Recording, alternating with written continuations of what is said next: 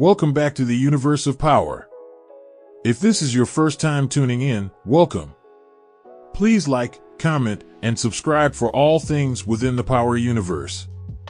We have a little less than a month before we get to see the second half of Season 4. And I'll give my predictions for the rest of the season once we get closer to the premiere. I think in the second half of the season, we will see even more unexpected reveals and more characters getting exposed. In today's video, I will break down some shocking reveals that could completely shift the entire season if they were to actually take place. And the keyword in that statement is if. Ever since Season 6 in the OG Power series, we have had more questions about Effie than answers. In the past, I have speculated a number of different people that Effie could be connected to. Here we are in the final season of Book 2, and we still have not really learned much of anything about Effie, other than her brother dying and her mother being an alcoholic. But in my opinion, I don't necessarily buy into that story from Effie. She could have just been manipulating Tariq. As we have seen with Effie in the past, she's good at finding information on people's family, and I believe that Effie did her research on Tariq ever since he first came across her. What happened to your sister? Sorry, I read about it online. In this scene where Effie and Tariq were playing chess, we didn't see Tariq tell Effie anything about him being out of product. But somehow Effie was still able to figure this out just by reading his facial expression after Vincent messaged him. Now fast forward to Season 4, where we were introduced to a character who can't stand for competition to be in their way, which is none other than Zion. This leads me to my next point. What if Effie's connect was Zion the entire time? We haven't seen them on screen together yet, and it would make sense why Effie's original agenda for Tariq was to get him out of the way at Choate. Fuck should I trust you, huh? You ruined my whole life, Effie. You ain't need to move pills at Choate. That was a hobby to you.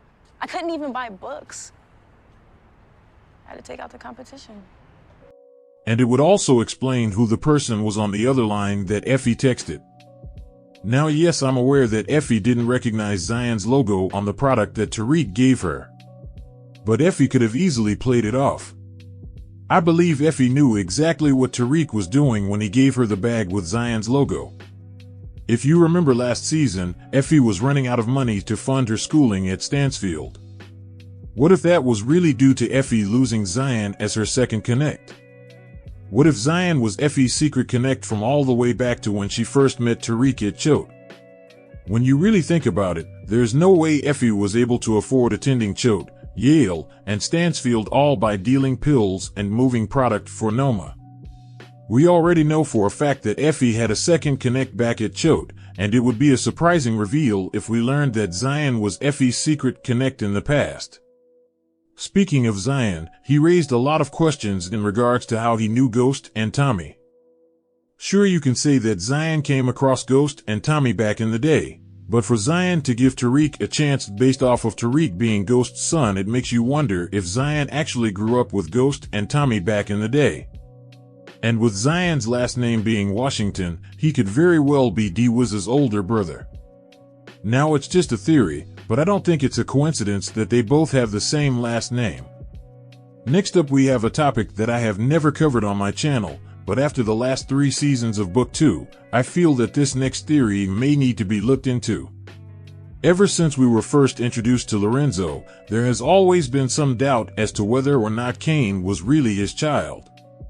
Cain never resembled Lorenzo, and Lorenzo didn't really treat Cain like a son.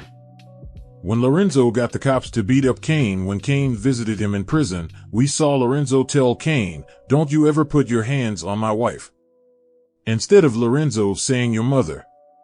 Monet has always treated Cain differently than the other 2 Tejada children, and based off of how Cain carries himself in the streets along with his sense of humor and alpha personality, it makes me wonder whether or not Cain is in fact Canaan's child and not Lorenzo's. Let me explain. Cain was born in 1997, Monet was with Mecca first when they had Zeke at 16 years old, and Lorenzo came into the picture 2 years later, which would have made Monet 18 years old. Monet and Lorenzo were only together for 24 years, prior to Lorenzo getting killed. Cain was 25 when Lorenzo was killed. So technically that would make it impossible for Cain to be Lorenzo's child if Cain was born before Lorenzo came into Monet's life. Monet could have came across Cain back in the day and had a one-night stand with him and just continued to have Lorenzo believe that Cain was his child. Or they could have had a brief relationship with each other within those 2 years before Monet met Lorenzo. Maybe Cain didn't believe that Cain was his child, since Monet had a reputation of dating different drug dealers in the city. And it could be possible that Cain left Monet before Cain was born. Monet is already known for holding on to a lie. We saw it firsthand when she led everybody to believe that Zeke was her nephew, until it was revealed that Zeke was her and Mecca's son. So if we ended up getting a reveal in this next half of the season, I believe that it could be Cain finding out from Monet that Kanan was his real father. And this would also help Cain and Tariq form a bond, since Tariq learned a lot from Kanan when he was alive. On a side note, how crazy would it be if we learned of an affair that happened between Janet and Lorenzo back in the day? If we just compare Diana to Janet and Monet, in my opinion, Diana resembles Janet more than she does Monet. What if Janet and Lorenzo had an affair that led to Janet getting pregnant by Lorenzo? And they all agreed to keeping it secret. It would explain why Janet moved away to Atlanta. It would also explain why Janet caught on so quickly to Diana being pregnant. Either of these theories might be a stretch, but at the same time, as we already know, anything can change within the storylines of Power. And before you bring up Courtney Kemp denying that Cain was Kanan's son, let me remind you that Courtney Kemp has not ran Power Book 2 for the last 2 seasons. So anything could change. And with all of the flashback scenes that we have gotten so far with Monet, it wouldn't be out of the ordinary for them to reveal one of these theories that I just gave. Not to mention, I believe that Janet's character was brought on this season for a specific reason, it just hasn't been revealed yet. And finally, we have what I believe is one of the biggest long-running subplots of the series. The flash drive that Tariq took from Junior. 5 episodes in, and we still haven't learned what exactly is on that flash drive. I believe that everything going on currently with Detective Carter within the show is a distraction from the biggest reveal that we may be getting in the final episode of Season 4. Other than Cooper Saxe leaving the flash drive with Paz to give to Junior, we still don't know what's inside. But one moment from the final episode in Season 6 of the OG Power series may explain exactly what could be on the flash drive. If you recall, Cooper Saxe was the second to last person that left out of Club Truth before Tariq. But what stands out about this scene are 2 particular things. The first is the fact that Cooper Saxe had his gun in his hand that he dropped. The second thing that stands out is Cooper Saxe coming through a door moments after Tariq left the locker. The question that I have is, what door did Cooper Saxe come through, and was he already upstairs, or was Cooper Saxe witnessing everything on the first floor where we last saw Ghost?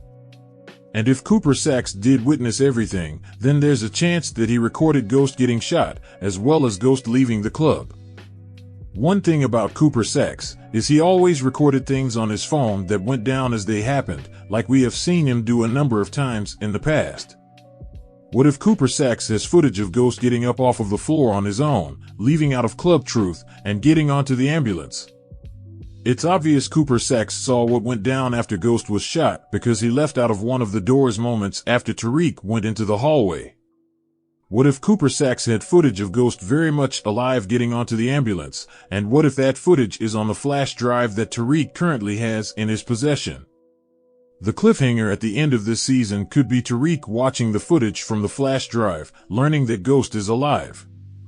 At the end of the day, I feel that the final 5 episodes will go out with a bang, giving us multiple reveals, leading into whatever the next spin-offs will be. What if I told you that I have 100% proof of Ghost returning in the finale? Tune into the 5th and final installment of my series Ghost Town, where I will break down the biggest clue that we have gotten so far of Ghost returning. Thanks for watching. Please like, comment, and subscribe for all things within the Power universe. See you all next time in the universe of Power.